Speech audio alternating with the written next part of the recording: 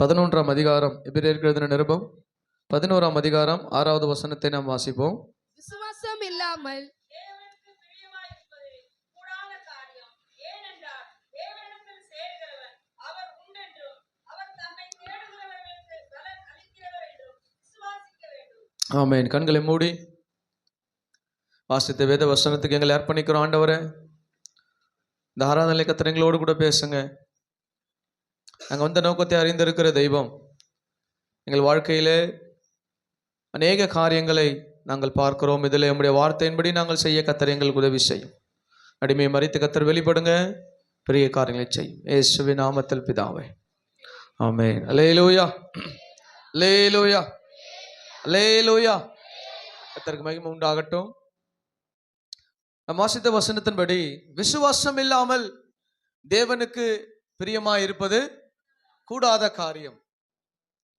அதாவது நம்முடைய வாழ்க்கையில ஆண்டவருக்கு அநேக காரியத்தை செய்யறோம், பாடுறோம்,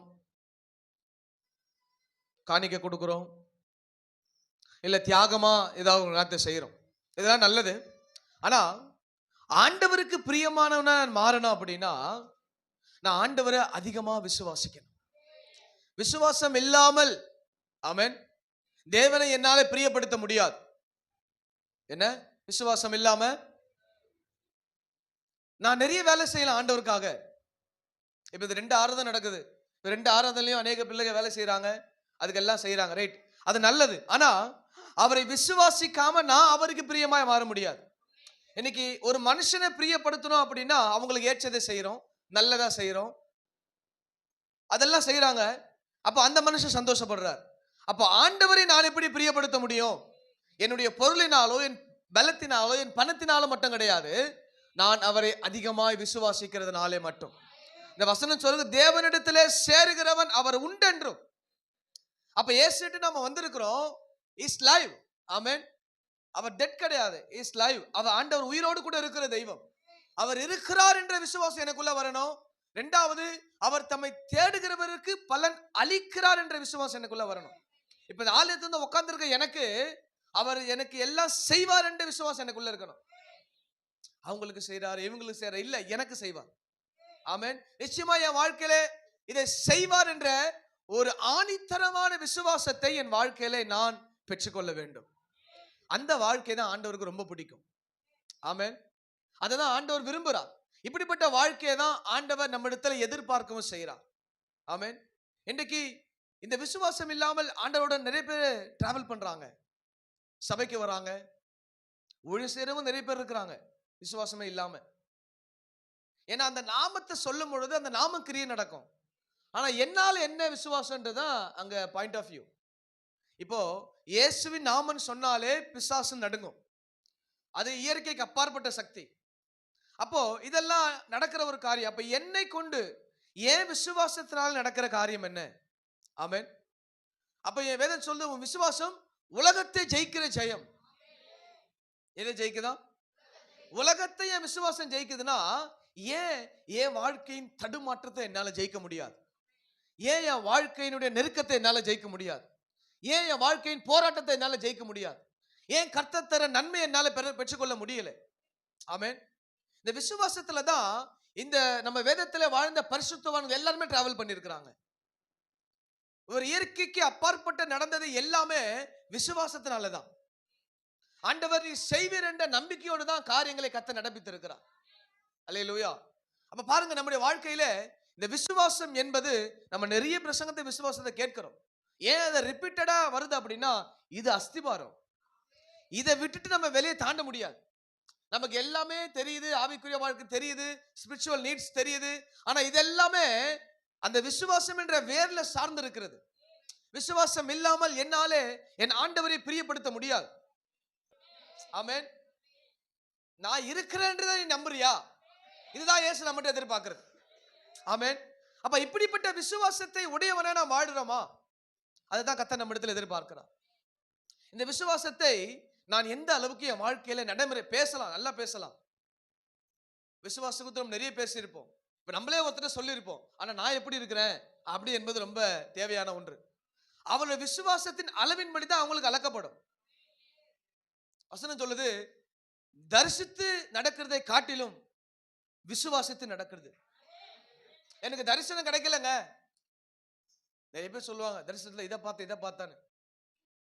நான் பார்த்தா தானே சொல்ல முடியும். பார்க்காம ஆண்டவர் காட்டினார் சொன்னா அது பொய்யாயிடாதா? இல்லையா? எனக்கு தரிசனம் கிடைக்கலனால பரவாயில்ல, எனக்குள்ள விசுவாசம் இருக்கணும். ஆமென். ஐயோ எனக்கு அவங்கள போல காட்டல, இவங்கள போல காட்டல. ஏன் காட்டணும்னா என்ன அவசியம்? நமக்கு அவங்கள போல காட்டணும் ஒரு அவசியம் கிடையாது. எனக்கு விசுவாசம் இருந்தா போதும்.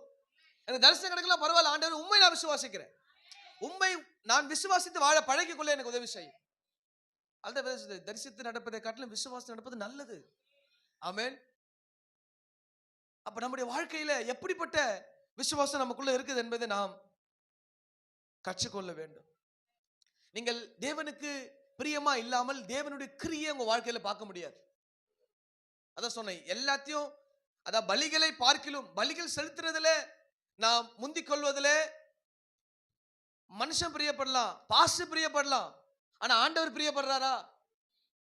இப்ப ஒரு விசுவாசி நான் எல்லாத்தையும் செய்யற மாசம் சொல்றதுனால எனக்கு அப்பா எனக்கு ஒரு பிரச்சனை முடிஞ்சதுப்பா, எல்லாரும் விசுவாசி ஏத்துட்டாங்க, எனக்கு பிரியமா இருக்கும். ஆனா அவங்க விசுவாச வாழ்க்கை கர்த்தருக்கு பிரியமா இருக்குதா? அததான் ஆண்டவர் பார்ப்பார்.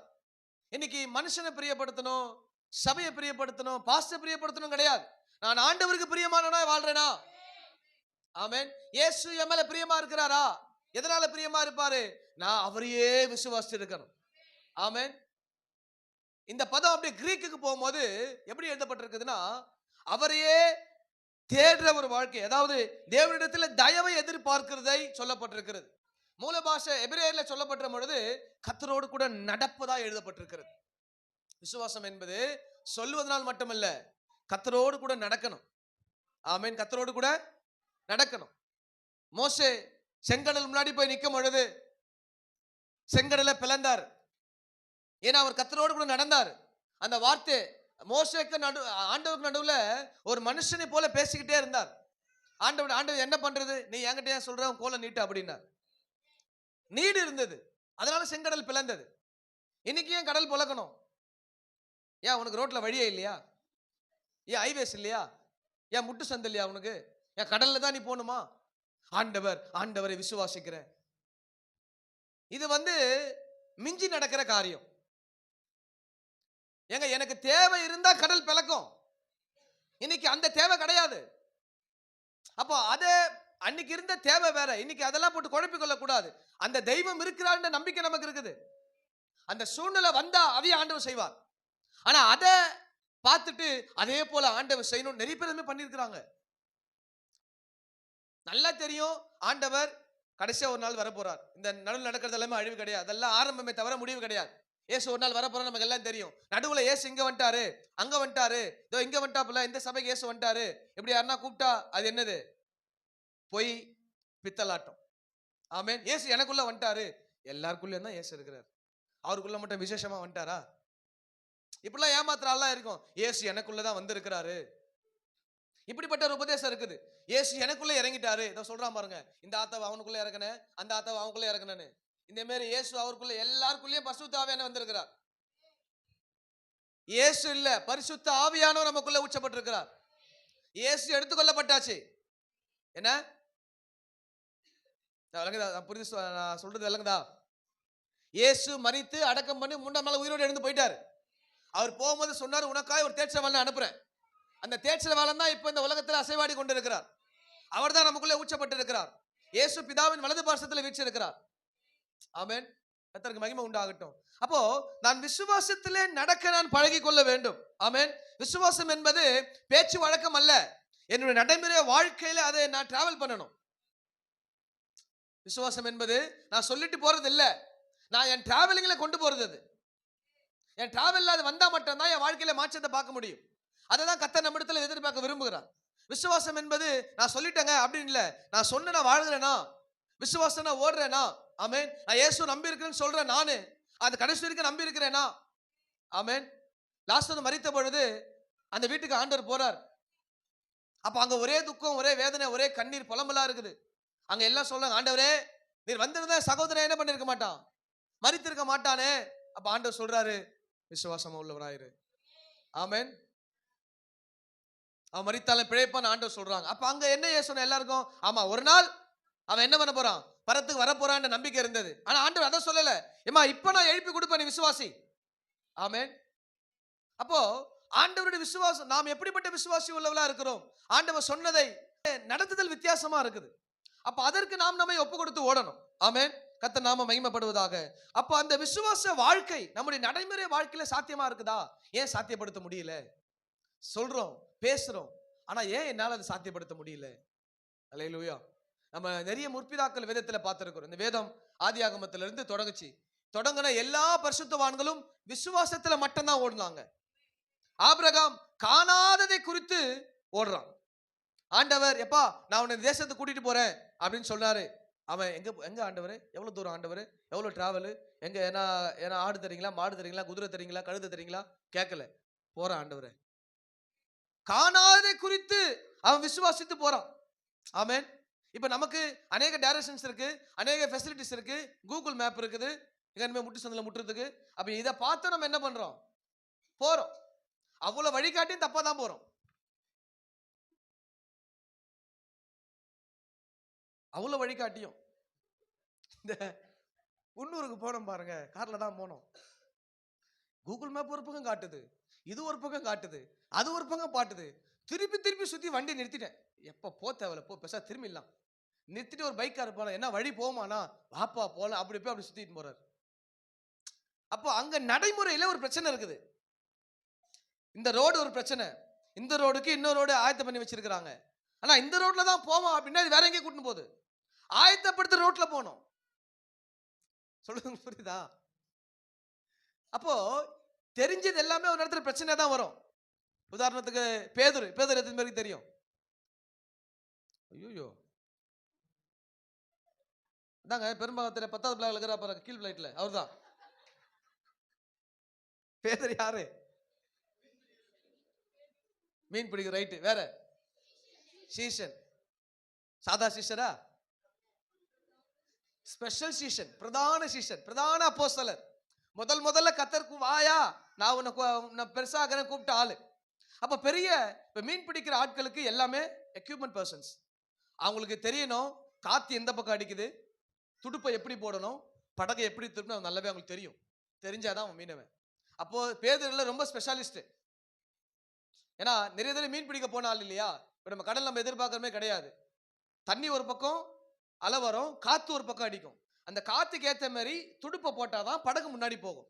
அப்ப இதெல்லாம் அறிஞ்ச ஆளு தான் பேதுரு கூப்பிட்டு நடுக்கடல்ல போய்கிட்டே இருக்கும்போது ஆண்டவரை பார்த்துட்டு பயப்பட்ட உடனே ஆண்டவர் சொல்றாரு, பயப்படாத, நான் தான், வா அப்படின்றார். நீர் ஆண்டவரால் நடக்க எனக்கு உதவி செய்ய ஆண்டவன் சொன்ன உடனே, வா நான் தான் சொல்றேன்னு சொல்லி நடுக்கடல்ல இறங்கிட்டாப்ல மனுஷன். இறங்கிட்டு நடந்துதான் போனாரு. நடந்து போன கொஞ்ச நேரத்துல அச்ச காத்தையும் கடலையும் பார்த்து மனுஷன் கொஞ்சம் மெர்சல் ஆயிட்டாப்ல. ஐயோ ஆண்டவரே, காப்பாத்துங்க காப்பாத்துங்க காப்பாத்துங்க. கையை பிடிச்சு தூக்குறார். நான் தானே உன்னை கூப்பிட்டேன், ஏன் பயப்படுற? இந்த மாதிரி நம்ம சரியான பாதையில தாங்க போவோம். ஒரு சில காத்து அடிக்குது, ஒரு சில புயல் காத்து அடிக்குது, ஒரு சில நெருக்கங்கள் வருது, போராட்டங்கள் வருது, ஒரு சில அவமானங்கள் வருது, ஒரு சில சஞ்சலங்கள் வருது, ஒரு சில நெருக்கங்கள் வருது. ஆனா நான் என்னை கூப்பிட்டவரோடு கூட நான் போய்கிட்டே இருக்கணும். ஆமென். அவரோடு கூட போயிட்டா எனக்கு இந்த காத்தும் கடலும் பிரச்சனை கிடையாது. அந்த காத்தும் கடலும் பார்த்ததுனாலதான் இவன் எத்தனை தடவை கடல்ல குதிச்சிருப்பான். இதே தடவை ஒரு தடவை ஆண்டவர் பார்த்தா நிர்வாணமா எகிரி குச்சிவன் தண்ணியில. இவன் அப்ப நீச்சல் வந்துட்டாப்ல மனுஷன். ஆனா இப்ப முடியல. ஏன்? நமக்கு நல்லா தெரிஞ்சிருந்தாலும் ஒரு சில நேரத்தில் அந்த நெருக்கங்கள், பயம் நம்மள தவறான பாதையில் நடத்திடும். நல்ல எக்யூப்மெண்ட் பர்சன் பேதுரு. நமக்கு அதனால தான் சொல்றேன், அனுபவங்களை மட்டும் நம்பி முன்னாடி போனோம் நம்ம மாட்டிப்போம். அனுபவங்கள் நமக்கு ரொம்ப நாள் கை கொடுக்காது. ஆமென். பேதுரு எவ்வளவு அனுபவசாலியா இருந்தாலும் அந்த பயத்தையும் நெருக்கத்தையும் அந்த கடல் காட்சையும் அலையும் பார்த்து அவனுக்குள்ள என்ன வந்துருச்சு? ஒரு பயம் வந்து அமிழ்ந்து போகிறான். அவன் கத்துற, ஆண்டவனே அமிழ்ந்து போகிறேனே. உடனே கையை பிடிச்சு தூக்குறான், வாப்பா நீ மேல வா. ஆமென். கர்த்தர் நாம மகிமைப்படுவதாக. அப்ப நம்ம அமிழ்ந்து போக பண்றவர் ஆண்டவர் கிடையாது. இன்னைக்கு அநேக பயத்தினாலேயே விசுவாசத்துல டிராவல் பண்ண முடியல. ஆமென். இது நடக்காம போயிடுமோ, இது நம்ம வாழ்க்கையில கிடைக்காம போயிடுமோ, இது என்னால முன்னேற முடியாம போயிடுமோ அப்படின்ற பயம்தான் நமக்குள்ள இருக்க விசுவாசத்தை தம் பண்ணுது. ஆமென். அதான் ஆண்டவர் நிறைய இடத்துல சொல்லுங்க, நீ பயப்படாத, விசுவாசம் உள்ளவனாயிரு. ஆமென். நீ பயப்படாத என்று ஆண்டவர் சொல்லி இருக்கிறார். அப்ப பயம் நம்முடைய வாழ்க்கையில வரும் பொழுது நம்முடைய விசுவாசம் என்ன பண்ணுது? அதை முற்றிலுமாய் தள்ளி போட்டுருது. ஆமென். தேவனோடு நடக்கிற மனுஷனா இருந்தா மட்டும்தான் நம்மாலே விசுவாசத்துல டிராவல் பண்ண முடியும். ஆமென். நம்ம அநேகரை பார்க்கறோங்க, அநேக பாஸ்டர்ஸ் உடைய சாட்சிகளை கேட்கிறோம், அநேகத்தை கேட்கிறோம். கேட்கறதுனால மட்டுமே என்னால முன்னாடி போயிட முடியாது. ஆமென். கேட்கறதுனால மட்டுமே என்னால என்ன பண்ண முடியாது, முன்னாடி போக முடியாது. நான் அதை என் வாழ்க்கையில எப்படி கடைபிடிக்க வேண்டும் என்று கற்றுக்கொண்டால் மட்டும்தான் முன்னாடி போக முடியும். ஆமென். கர்த்தருக்கு ஸ்தோத்திரம். அப்பதான் என் வாழ்க்கையில எல்லாமே சரியான பாதைக்குள்ளே கொண்டு வரும். ஆமென். கர்த்தருக்கு மகிமை உண்டாகட்டும். அப்ப தேவனுடைய கரம் அப்படிப்பட்ட வழியில நம்மோடு கூட செயல்படும். அல்லேலூயா. அப்ப விசுவாசிக்கிறவனுக்கு ஆண்டவர் எல்லாம் கூடன்னு சொல்லி இருக்கிறார். ஆமென். விசுவாசிக்கிறவனுக்கு எல்லாம் கூடும். மார்க்கின் சுவிசேஷம்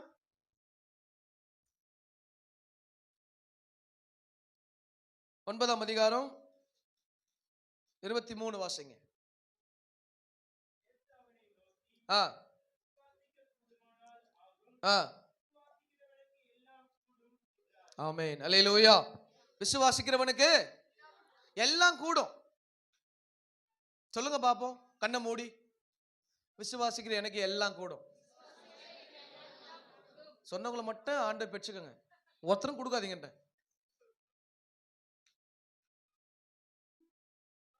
சரி, ரெண்டாவது வாய்ப்பு. கண்ணை மூடி இதயத்துல கையை வச்சு சொல்லுங்க, விசுவாசிக்கிற எனக்கு எல்லாம் கூடும் ஆண்டவரே. ஆமென். அல்லேலூயா. அப்போ நான் இயேசுவை விசுவாசிக்கிறவனாய் வாழ்கிறேனா? ஆமென். இங்க ஒரு தகப்பனுடைய பிள்ளைக்கு ஒரு போராட்டம். ஆமென். இங்க ஒரு தகப்பனுடைய பிள்ளைக்கு ஒரு பிசாசின் போராட்டம். அவனை அநேக தலைமையில அக்கினில நீர்ல தள்ளி விட்டுருது, சேதப்படுத்திக்கிட்டே இருக்குது. அப்ப ஆண்டவருடைய விசேஷத்தை கூட்டிட்டு வந்தாங்க, ஒன்னும் செய்ய முடியல. அப்ப ஆண்டவர்கிட்ட கூட்டிட்டு போறாங்க. அப்ப ஆண்டவர் சொல்றாரு, எப்பா நீ விசுவாசிக்கிறியா? விசுவாசிக்கிறவனுக்கு எல்லாம் கூட. ஆனா அவன் அடுத்த ஸ்டேட்மெண்ட் கொடுக்குறான். அடுத்த வசனத்துல, உடனே பிள்ளையின் தகப்பன் விசுவாசிக்கிற ஆண்டவரே,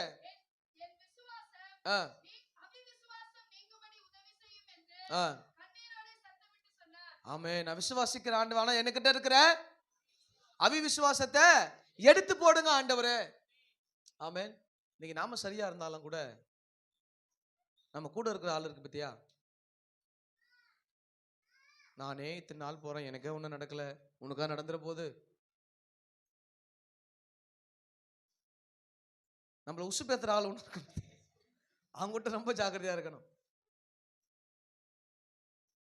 எங்க ஒவ்வொருவரோட ஆவிக்குரிய வாழ்க்கை வித்தியாசம். அதை பார்த்து நம்ம ஏமாந்துடக்கூடாது. அவங்க ஒரு சத்த நடிக்கவும் செய்யலாம். ஆமென். அப்ப நான் எப்படி ஆண்டவரோடு கூட இருக்கிறேனோ அதை பொறுத்து தான் என் விசுவாசம். இன்னொரு டிபெண்ட் பண்ணிதான் விசுவாசம் வளராது. இப்ப பாஸ்டர் கூட டிராவல் பண்றேன், என் விசுவாசம் வளர்ந்துருமா அப்படின்னா வளராது. நீங்கள் இயேசுவோடு டிராவல் பண்ணாதான் விசுவாசம் வளரும். அல்லேலூயா. நாங்க கற்றுக் கொடுப்போம், ஆனா செயல்படுத்துறது நீங்க இயேசுவோடு நினைச்சா செயல்பட முடியும். ஆமென். அப்ப இன்னொரு மனிதனோடு கூட நடப்பதனால என் விசுவாசம் வளராது, நான் இயேசுவோடு கூட நடக்கணும். ஆமென். அப்ப இந்த தகப்பனுடைய விசுவாசம் மாற்றுவ தன்னை அர்ப்பணிக்கிறான். ஆமென். தன்னை என்ன பண்றான்? உடனே அர்ப்பணிக்கிறான். அப்ப எனக்குள்ள இருக்க விசுவாசம் மாற்றணும்னா நான் இயேசு கிட்ட என் வாழ்க்கையை உடனே அர்ப்பணிக்கணும். ஆமென். உம்மாலே ஆக ஆண்டவரே. அல்லேலூயா. எதிர்காலத்தை குறித்து, உங்க வாழ்க்கை குறித்து, குடும்பத்தை குறித்து என்ன காரியம் இருந்தாலும் எதை குறித்தும் கொஞ்சம் கூட சந்தேகப்படாம சொல்லுங்க, ஆண்டவரே நீங்க எல்லாத்தையும் எனக்கு செய்வீங்க. ஆமென். அவர் நினைக்கிறது ஒன்றும் தடைப்படாது. இயேசு நினைக்கிறது ஒன்றும் தடைப்படவே படாது. நீங்கள் விசுவாசம் உள்ளவர்களாய் முதல்ல இருங்க. ஆமென். விசுவாசம் உள்ளவர்களாய் முதல்ல இருங்க. அதாவது இயேசுடைய வாழ்க்கையில அநேக தடவை அநேகர் வந்து இணைஞ்சாங்க. அநேகரை ஆண்டவர் சுகப்படுத்தும் சொன்ன வார்த்தை என்ன தெரியுமா? விசுவாசம் உன்னை ரட்சித்தது. ஆமென். நீ சமாதானத்தோட போன்னு சொன்னார். உங்க விசுவாசம் தான் உங்களை விடுதலையாக்கும். உங்கள் விசுவாசம் தான் உங்களை ரட்சிக்க வைக்கும். உங்கள் விசுவாசம் தான் உங்க வியாதியை மாற்றும். உங்க விசுவாசம் தான் உங்க நெருக்கத்தை மாற்றும். உங்க விசுவாசம் தான் உங்க அவமானத்தை மாற்றும். உங்க விசுவாசம் தான் உங்க வாழ்நாள் தடையை மாற்றும். நீங்கள் விசுவாசித்து தான் மேல வரணும். அற்புதத்தை பெறத வழியே விசுவாசம் தான். ஆமென். கேட்கறதுனால மட்டுமல்ல, விசுவாசிக்கணும். இங்க அற்புதம் நடக்குது, இங்க அற்புதம் நடக்குது, நடக்கட்டும், எனக்கு நடக்கும், நான் விசுவாசிக்கணும். ஆமென். என் வாழ்க்கையில் நடக்கும், கர்த்தர் எனக்கு செய்வார், ஏன்னா நான் அவருடைய பிள்ளை. ஆமென். அவங்களுக்கெல்லாம் செஞ்சீங்களா ஆண்டவரே, உனக்கு அவர் செய்ய ஆயத்தமா இருக்கிறார். நீ விசுவாசம் உள்ளவர்களா இருக்கிறீங்களா? விசுவாசம் உங்க வாழ்க்கையில இருக்குதா? ஆண்டவர் பார்த்துக்கிட்டே இருப்பா. ஆமென். பேச்சு வழக்கில் இல்லைங்க, நடைமுறை வாழ்க்கையில விசுவாசத்தை ஹேண்டில் பண்ணணும். ஆமென். அது கொஞ்சம் சவாலா இருந்தாலும், சவாலா நேரத்திலும் நான் ஆண்டவரை நம்பி இருக்கிறேன், ஆண்டவர் என்னை கைவிட மாட்டார் என்ற ஒரு உறுதித்தன்மையோடு கூட இருக்கணும். அல்லேலூயா. ஆண்டவரை முழுவதுமாய் நம்பி வாழுகிற ஒரு விசுவாச பிள்ளையா இருக்கணும். ஆமென். எந்த சூழ்நிலையிலும் உங்களுடைய நேரங்கள், சூழ்நிலைகள் எல்லாமே வித்தியாசமா இருக்கலாம். ஆமென். உங்க சொல்றவங்க கூட எனக்கு நடக்கலங்க, பார்க்கலாம்னு சொல்லி இருக்கலாம். ஆனா அவங்கெல்லாம் ஆண்டவர் இல்ல, அவங்கெல்லாம் இயேசு கிடையாது. இயேசு சொன்னா நடக்கும். இயேசுவின் வார்த்தை சொன்னா வானமும் பூமியும் ஒழிந்து போனாலும் என் வார்த்தை ஒரு நாள் ஒழியாதுன்னு இயேசு கிறிஸ்து சொல்லி இருக்கிறார். ஆமென். அப்போ உங்களுக்கு இந்த வேத புஸ்தகத்தை கையில கொடுத்த ஆண்டவர் எல்லாவற்றிலும் நன்மையானதை கர்த்தர் செய்வார். ஆமென். அப்படிப்பட்ட ஆண்டவரை தான் நாம சேவித்துக் கொண்டிருக்கிறோம். அந்த ஆண்டவர் தான் சொன்னார், இந்த உலகத்தின் சகல பரியந்தமும் நான் கூட இருப்பேன். ஆமென். விஷயம் சொல்லியிருப்பாங்கல்ல, ஆண்டவர்லாம் கூட இருக்கிறாரா? நீ எல்லாம் ஜெபத்துக்கு போறிய, ஒண்ணும் நடக்கல, ஆண்டவர் ஒண்ணுமாவும் கூட இருக்கிறார். இது யார் சொல்லியிருப்பா? இது யார் சொல்லிப்பா? கொஞ்சம் நினைச்சு பாருங்களேன். சபையில போய் விசுவாசித்து ஜெபித்த ஆள் சொல்லி இருக்காது, அதே சபைக்கு ஒழுங்கா வந்திருக்காது. அதுகிட்ட போய் நீ ஆலோசனை கேட்டிருப்ப, நீ எப்படியாப்பட்ட ஆளா இருப்ப? அந்த ஆள் தான் சொல்லும், இல்ல இல்ல நடக்காது, வாய்ப்பு இல்லை, பார்க்கலாம். தேவனோடு கூட உறவாடுற பிள்ளை சொல்லாது. அப்படி சொன்னா அது உறவாடுற பிள்ளை இல்லை. ஆமென். அப்போ எப்படிப்பட்ட ஆண்டவர் சொன்ன வார்த்தை என்ன? இந்த உலகத்தின் சகல நாட்களிலும் நான் கூட இருப்பேன் அப்படின்னு மத்தேயு 28:20 ஆண்டவர் சொல்லி இருக்கிறார். அப்ப இந்த உலகத்தின் கடைசி பரியந்த ஆண்டவர் இருப்பேன்னு சொல்லி இருக்கிறார். அப்ப என் வாழ்க்கையில ஒரு சில கட்டத்தில் நம்முடைய சூழ்நிலை நமக்கு தெரியும், அநேக நெருக்கத்தின் பாதையில போவோம், அநேக போராட்டம் நம்முடைய வாழ்க்கையில வரும், மீள முடியாத கடன்கள் நம்முடைய வாழ்க்கையில வரும். நான் நிறைய கடன் ஆரம்ப கட்டத்துல நம்ம விசுவாசியா வாழ்ந்த நாட்கள் அநேக கடன் என் வாழ்க்கையில் நெருக்கப்பட்டுச்சு. அநேக அவமானத்தை சந்தித்த கடன்னால. அநேக என்கிட்ட கேட்ட ஒரே கேள்வி இதுதான், இன்னுமா சபைக்கு போற? இன்னுமா ஆண்டவரை நம்புற? இன்னுமா நீ விடுதலை ஆவன் பாக்குற? இந்த ஒரு வார்த்தையை தான் எல்லாரும் என்கிட்ட கேட்டாங்களே தவிர ஆண்டவரை நம்புன்னு யாரும் சொல்லி கொடுக்கல. நாங்க விசுவாசத்துல வளர ஆரம்பிச்சோம். ஆமென். ஏன்னா நாங்களும் அறிவில்லாமல் அநேக கடன் வாழ்க்கையில பட்டு அநேக அவமானத்தை சந்தித்த நாட்கள்லாம் உண்டு. அநேக பேர் திட்டின அனுபவங்கள்லாம் எங்களுக்கு உண்டு. ஆனா ஒரு கட்டத்துல ஒரு முடிவுக்கு வந்து, ஒன்றுமில்லாலும் பரவாயில்ல, கடன் இல்லாம வாழ்க்கை நாங்க வாழணும். ஆமென். கஞ்சி குடிச்சாலும் பரவாயில்ல, கடன் இல்லாம குடிக்கணும் ஆண்டவரே. அந்த தீர்மானத்துக்குள்ள வரும்பொழுதுதான் கர்த்தரால கிரியை செய்ய முடிந்தது. ஒரு கடனை நம்ம ஏதோ வாங்கிட்டோம், பரவாயில்ல, நம்ம சூழ்நிலை ஏதோ ஒரு வாங்கிட்டோம். ஆனா மறுபடியும் அந்த கடனை வாங்க மாட்டேன்னு தீர்மானம் எடுத்தா மட்டும்தான் அடுத்த கடனுக்குள்ள நீங்க போக முடியாது. இன்னைக்கு இந்த தீர்மானத்தை எடுக்காதனால தான் கடனுக்கு கடன், கடனுக்கு கடன், கடனுக்கு கடன் போறோம். முதல்ல தீர்மானத்தை எடுத்து அதுல உறுதியா நின்னுட்டீங்கன்னா அதுல கர்த்தர் மீட்க உதவி செய்வார். ஆமென். நீங்க ஒண்ணு நினைப்பீங்க, ஆண்டவர் ஏதோ செய்ய போறாரு, எங்கேயோ கொட்ட போகுது, எங்கேயோ இடிக்க போகுது, ஒண்ணும் நடக்காது. நீ கஷ்டப்பட்டு உன் கடனை அடைக்க வைப்பார். சொல்றது விளங்குதா உங்களுக்கு? நம்ம நம்ம வந்து எப்படி நினைக்கிறோம்னா, ஆண்டவர் ஏதோ ஒண்ணு திடீர்னு ஏதோ ஒண்ணு செய்யணும். அவர் மேஜிக் மேன் கிடையாது. உன்னை விசுவாசத்துல வளர்க்க வைக்கிறவர் அவர். ஆமென். ஆமென். ஆண்டவருக்கு சூழ்நிலை முக்கியம் கிடையாது, என் விசுவாசம் தேவை. ஆமென். சூழ்நிலை ஒன்றுமில்லாம கூட இருக்குங்க. நான் வெறுங்கையனா கூட அநேகருக்கு தெரியலாம். ஆமென். நான் வெறுங்கையனா, நான் தகுதி இல்லாதவனா, நான் யாருக்கும் பிரயோஜனப்படாதவனா தெரியலாம். ஆனா ஆண்டவருக்கு ஒண்ணு வச்சு ஒரு பிரயோஜனம் இருக்குது. ஆமென். ஆண்டவர் ஏதோ ஒரு காரணத்துக்காக தான் தெரிந்தெடுத்திருக்கிறார். அப்ப அந்த விசுவாசத்தோடு நீங்கள் வாழ உங்களை கற்றுக்கொண்டீர்களே, ஆனால் கர்த்தர் உங்களுக்கு உதவி செய்ய வல்லமையுள்ள தேவனா இருக்கிறார். காரியங்களை வாய்க்கை செய்வல மாற்றுக்கிறது கிடையாது. ஆனா நான் எந்த அளவுக்கு விசுவாசம் உள்ள வாழ்க்கையை வாழுகிறேன் என்பதை நான் கொஞ்சம் சிந்தித்து பார்க்கணும். ஆமென். கர்த்தர் நல்லவராக இருப்பாராக. அப்ப எல்லாவற்றிலும் அருமையான தேவ பிள்ளைகளே, என் விசுவாசம் எந்த அளவுக்கு வர்த்திக்கப்பட்டிருக்குது? இன்னும் நான் என் கையில் இருக்கிறத வச்சே நம்பிக்கிட்டு வாழ்ந்துட்டு இருக்கிறேனா, இல்ல பரத்தை நோக்கி பார்த்துக்கிட்டு இருக்கிறேனா? ஆமென். பரத்தை நோக்கி பார்க்கிற விசுவாச வாழ்க்கை என்கிட்ட இருக்குதா? ஏதோ ஒரு நீடு, ஏதோ ஒரு பிரச்சனை, ஏதோ ஒரு தேவை, ஏதோ ஒரு நெருக்கம், ஏதோ ஒரு அவமானம், ஆண்டவரே உடனே அங்க போறோமா? உடனே பரத்துக்கு திரும்புறோமா? ஆமென். பரத்துல இருந்து தான் விடுதலை வரும். ஆமென். நம்ம மனிதனை நம்பி ஒரு ஒரு கட்டத்துல ஒரு சில ஊழியக்காரர்கள் நம்பி ஏமாந்தவங்களாம் உண்டு. ஆண்டவர் எப்பா என்கிட்ட வந்த நீ விடுதலையானன்னு சொல்லல, உன் விசுவாசம் உன்னை ரட்சித்தது. ஆமென். என்ன? உன் விசுவாசம் தான் ரட்சித்துன்னு ஆண்டவர் சொன்னார். இன்னைக்கு அநேகரோட வாழ்க்கையில ஏன் விடுதலை வர முடியல? ஒரு கட்டம் என்னன்னா, அவங்க ஏதோ ஒரு நம்பிக்கையை இங்க உள்ள வச்சுட்டாங்க, இல்ல ஒரு மனிதன் மேல வச்சுட்டாங்க, இல்ல பாஸ்ட் ஜெபம் பண்ணா மட்டும் நடக்கும்னு வச்சுட்டாங்க. இல்ல, உன் விசுவாசம் தான் உன்னை ரட்சிக்கும். நீ ஆண்டவர் மேல எவ்வளவு பட்டத்துல இருக்க, அதான் உன்னை விடுதலையாக்கும். ஆமென்.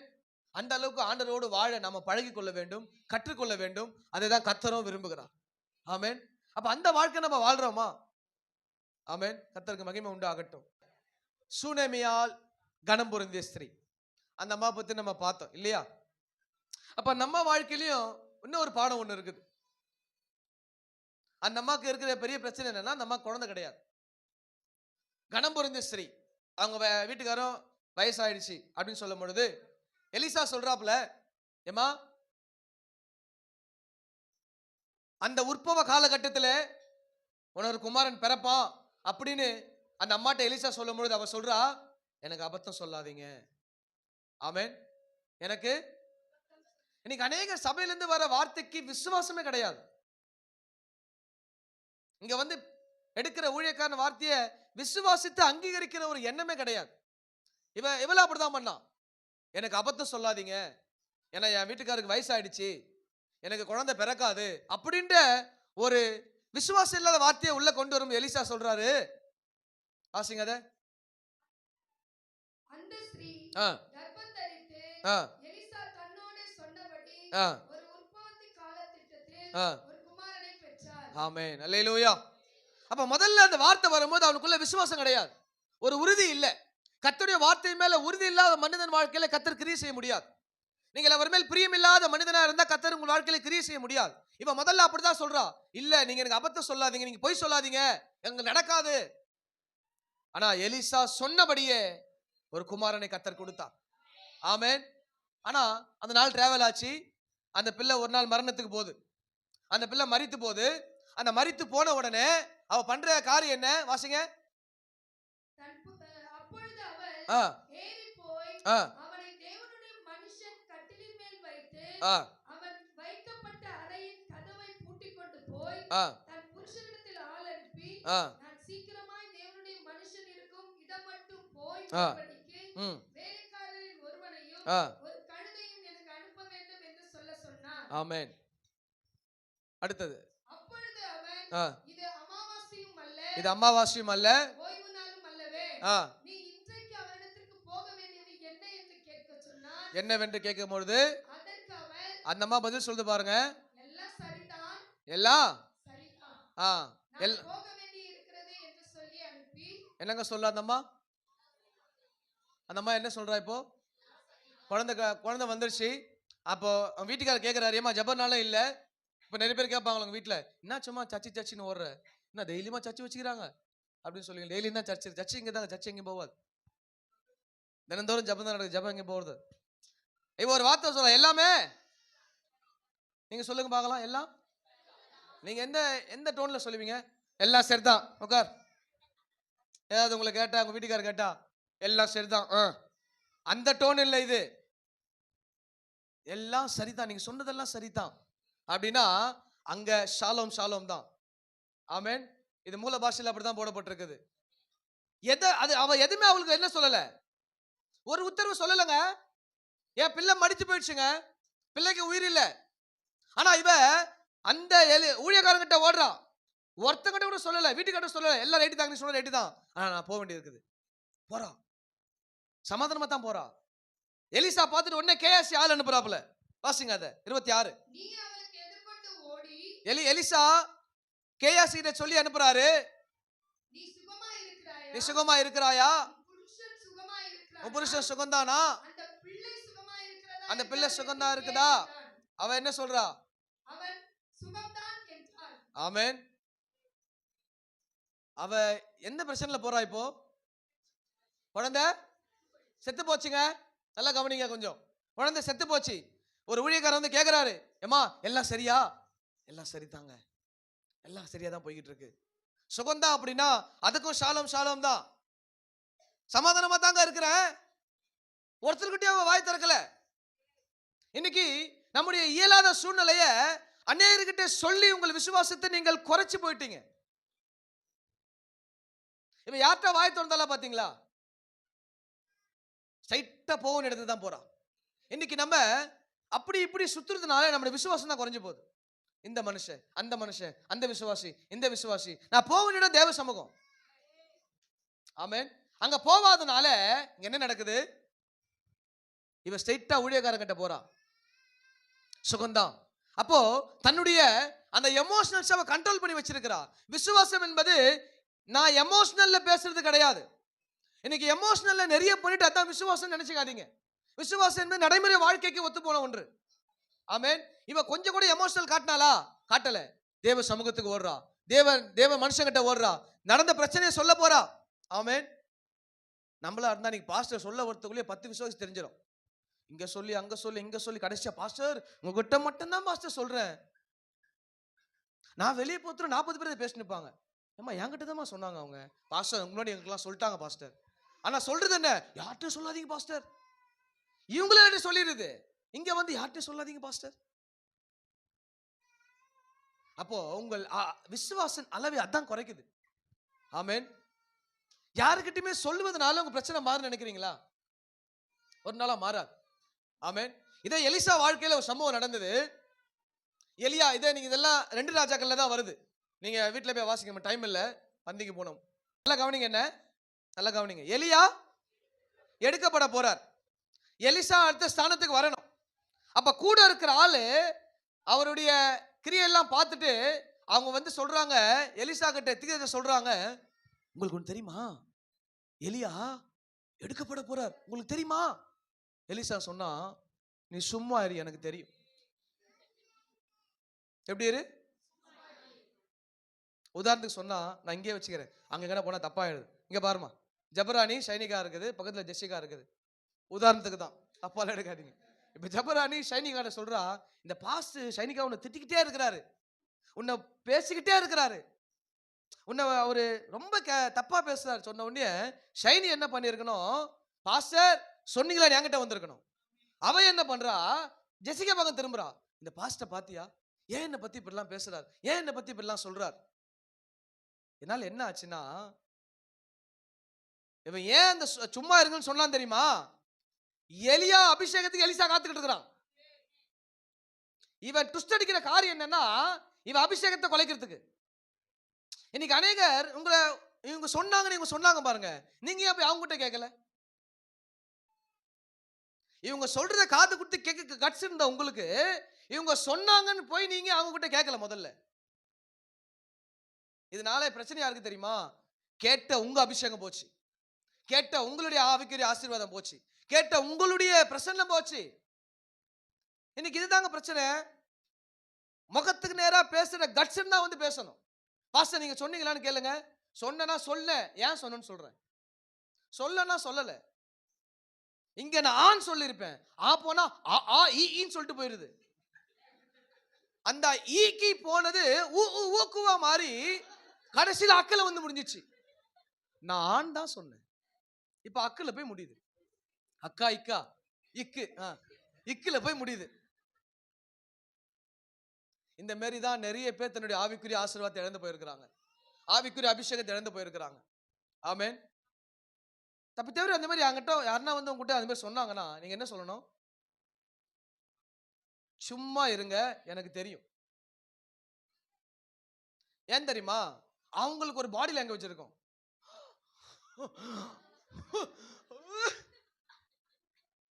அதை பார்த்து நீங்க எமோஷன் ஆயிட்டு இருப்பீங்க.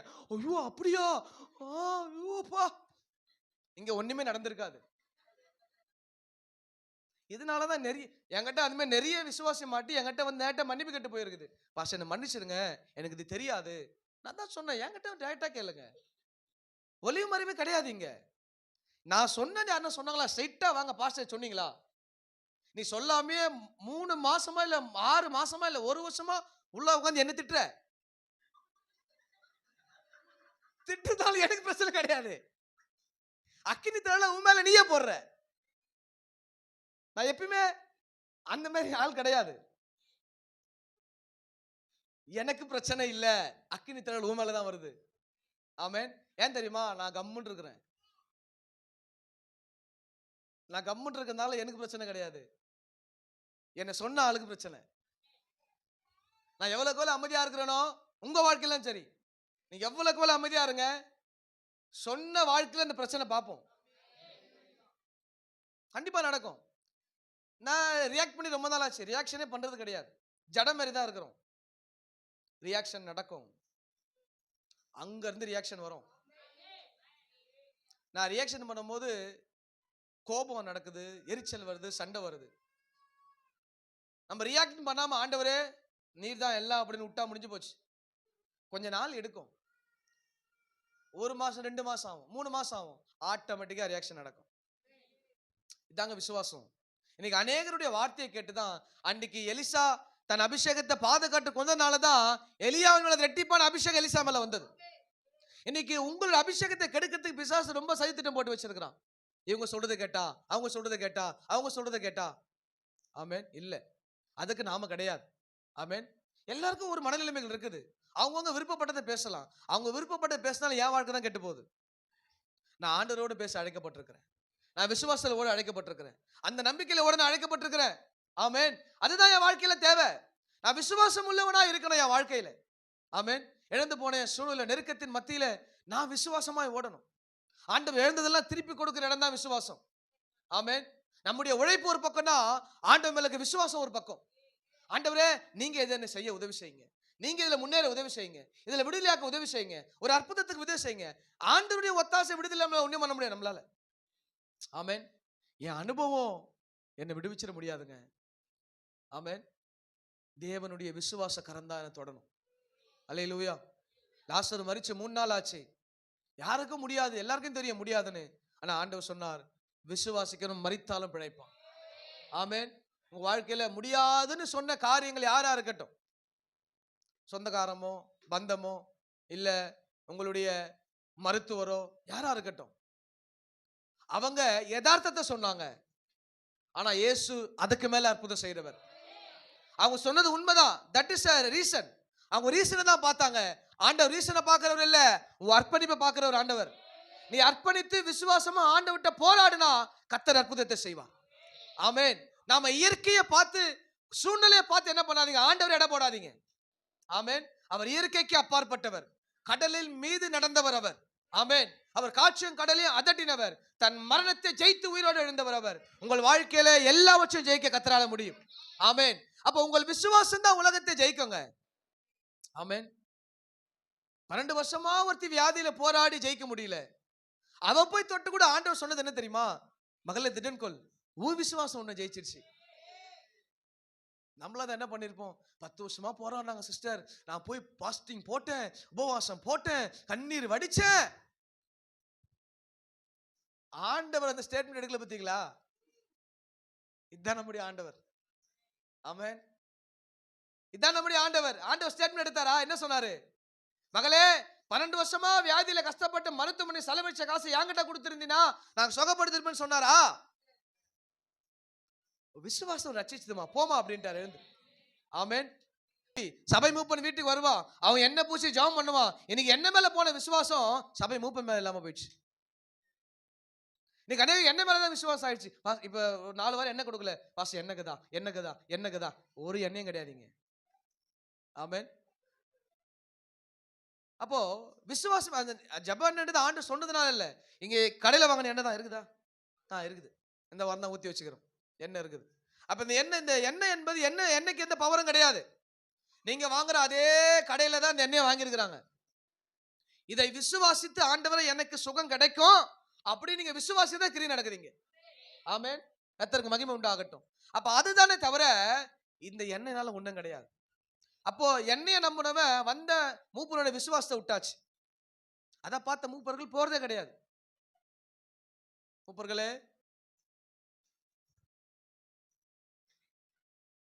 இப்போ இன்னைக்கு விசுவாசம் எல்லாமே பொருட்கள் மேலேயும் ஆப்ஜெக்ட் மேலேயும் போயிடுச்சே தவிர இயேசு மேல போல. ஆமென். கர்த்தருக்கு மகிமை உண்டாகட்டும். அப்போ உங்க விசுவாசம் எதன் மேல இருக்குது என்பதை பார்க்கணும். ஆமென். மனிதன் மேல, பொருட்கள் மேல, ஆப்ஜெக்ட் மேல இல்லைங்க, இயேசுவின் மேல என் விசுவாசம் இருக்கணும். இயேசுவை அல்லாமல் என்னை ஒருவரும் விடுதலையாக்க முடியாது. இயேசுவை அல்லாமல் என் சூழ்நிலை மாறாது. இயேசுவை அல்லாமல் என் பிரச்சனை மாறாது, என் போராட்டம் மாறாது. ஆமென். விசுவாசிக்கிறவனுக்கு தான் எல்லாம் கூடும். விசுவாசிக்கிறவனுக்கு தான் எல்லாம் கூடும். நெருக்கங்களை பார்த்து, உங்களுடைய சூழ்நிலையை பார்த்து நீங்கள் துவண்டு போயிடாதீங்க. எத்தனையோ போராட்டத்தின் மத்தியிலே கர்த்தர் நம்ம நடத்திக்கிட்டு இருக்கிறார். ஆமென். ஒவ்வொரு வாழ்க்கையிலும் ஒவ்வொரு விதமான போராட்டம் இல்லாத வாழ்க்கை எதுவுமே கிடையாது. அப்படி இல்லைன்னா தான் கொஞ்சம் யோசிக்கணும். எல்லா வாழ்க்கையிலும் போராட்டம் உண்டு. ஏதோ ஒரு வழியில நம்ம போராடிக்கிட்டு இருக்கிறோம். அது ஒவ்வொருடைய ஆவிக்குரிய அந்த அனுபவத்தை பொறுத்து. இது ஆவிக்குரிய அனுபவம் ஒன்று இருக்குது. நம்ம எந்த அளவுக்கு வளர்றோமோ அந்த அளவுக்கு அந்த அனுபவங்கள் மாறிக்கிட்டே போகும். இதெல்லாம் அனுபவத்துக்கு வரும்பொழுது ரொம்ப சோர்ந்து போன நேரத்தில், அதுக்காக தான் சாட்சிகள் எது சொல்லாங்க தெரியுமா? அந்த சோர்ந்து போன நேரத்தில் இந்த சாட்சிகள் நினைக்கும் போது நமக்கு கொஞ்சம் பலனா இருக்கும். ஆமென். கர்த்தருக்கு மகிமை உண்டாகட்டும். அதெல்லாமே நம்ம வாழ்க்கையில தேவையான ஒன்று. ஆமென். கர்த்தருக்கு மகிமை உண்டாகட்டும். அப்ப தேவனோடு கூட நீங்கள் எந்த அளவுக்கு விசுவாசத்துல வளர விரும்புறீங்களோ அந்த அளவுக்கு விடுதலை உங்க வாழ்க்கையில வரும். ஆமென். விசுவாசம் நிறைய இடத்துல ஆண்டவர் எழுதி இருக்கிறார். நான் தேவனுக்கு பிரியமா இருக்கணும்னா நான் விசுவாசிக்கிறவனா இருக்கணும். இயேசுவின் வார்த்தைய ஆண்டவர் சொல்லிட்டாரு, எப்பா இந்த வானம் ஒரு நாள் அழியும், இந்த பூமி ஒரு நாள் அழியும், ஆனா நான் உன் கையில கொடுத்த அந்த வார்த்தை ஒரு நாள் அழியாது. இந்த பேப்பர் வேணா இங்க மாறிடும், ஆனா மேல போன இதே வார்த்தை தான் மேலே இருக்குது. அல்லேலூயா. மேல போனாலும் பரலோகத்துக்கு போனாலும் இந்த நியாயப்பிரமாண புஸ்தகம் தான், இதுல தான் என் பேர் எழுதப்பட்டிருக்கும். ஆமென். இதுல தான் என்னுடைய பேரை பரலோகத்தில் கர்த்தர் எழுதி வச்சிருப்பார். விசுவாசம் உள்ளவனா இருக்கணும். அல்லேலூயா. நம்பிக்கையா ஜெபம் பண்ணுங்க. ஒரு சின்ன காரியம் இருந்தாலும் விசுவாசமா ஜெபம் பண்ணுங்க. கர்த்தர் கண்டிப்பா கிரியை செய்வார். நிச்சயமா கர்த்தர் அதை உண்டாக்கி தருவாருங்க. நம்முடைய நினைவுகளை அறிந்து செயல்படுறவர். ஆமென். கர்த்தருக்கு மகிமை உண்டாகட்டும். அப்போ எல்லா சின்ன சின்ன விஷயம் ஒவ்வொன்று கொடுங்க. நம்ம வாழ்க்கையில நீங்க எதிர்பார்க்கிற ஒவ்வொன்றுத்தையும் விசுவாசி ஜெபம் பண்ணி பாருங்க. ஆண்டவர் இதை கொடுங்க. தான் விசுவாசிகளை வளர விடுறது இல்ல. நீங்க வாங்க நாங்க ஜெபம் பண்றோம், நீங்க வாங்க நாங்க ஜெபம் பண்றோம், நீங்க வாங்க நாங்க ஜெபம் பண்றோம். கடைசி வரைக்கும் விசுவாசியை ஜெபம் பண்ண விட மாட்டான். அவரே கூட்டு கடைசி வரைக்கும் ஜெபம் பண்ணிப்பாரு. ஏன்? அது ஜெபம் பண்ணி படிச்சுட்டு போயிடுச்சுன்னா எங்கன்னா அந்த பயம் அவங்களுக்கு.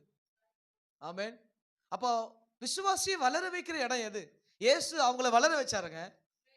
இயேசு எங்கன்னா என் பின்னாடியே வா செய்யறேன்னு சொல்லல. அப்பப்பே நடத்திட்டு போய்கிட்டே இருந்தார். அவங்கள வளர்த்து விட்டார். செஞ்ச இடத்தெல்லாம் சொன்னாரு, ஒருத்தருக்கும் சொல்லாதன்னு சொன்னாரா? அற்புதம் செய்யும்போது சொன்னாரு, இதை ஒருத்தருக்கும் அறிவிக்காதன்னு சொன்னவர் தான் இன்னைக்கு எல்லாருக்குமே மேடை போட்டு அறிவிச்சிட்டு இருக்காங்க. அற்புதம் நடக்குது, அதிசயம் நடக்குது, இங்க வாங்க அங்க வாங்க. ஆமென். நாம விசுவாசமா ஜெபம் பண்ணா எல்லா இடத்துலயும் அற்புதம் நடக்கும். உங்க வீட்டுக்குள்ளேயே அற்புதம் நடக்கும். உங்க ரட்சிக்கப்படாத கணவர் வீட்டுக்குள்ளேயே மாறுவார். ஆமென்.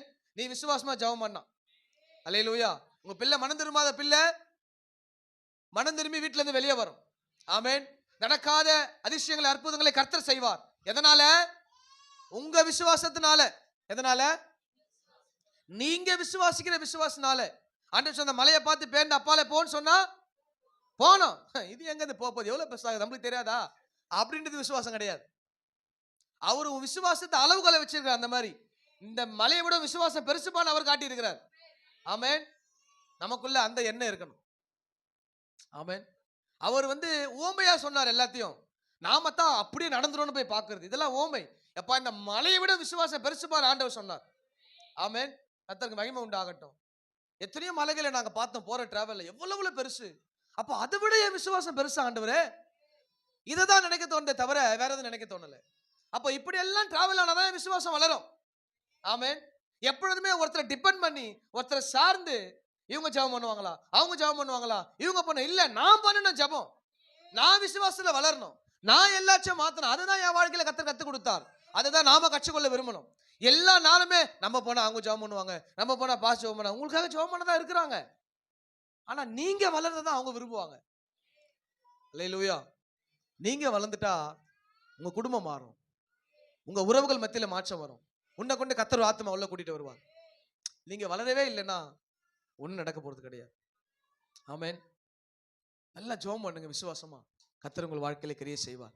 ஆமென். விசுவாசம் இல்லாமல் தேவனுக்கு பிரியமா இருப்பது. சபையில 4 மணி நேரம் உட்கார்ந்து ஜெபம் பண்ணிப்பார். ஆமென். கர்த்தர் அதையெல்லாம் மாத்துவார். அதெல்லாம் கர்த்தர் மாற செய்வார். ஆமென். கண்களை மூடி எல்லாவற்றையும் மாற செய்கிற ஆண்டவருடைய கரம் என் வாழ்க்கையில வெளிப்படணும்.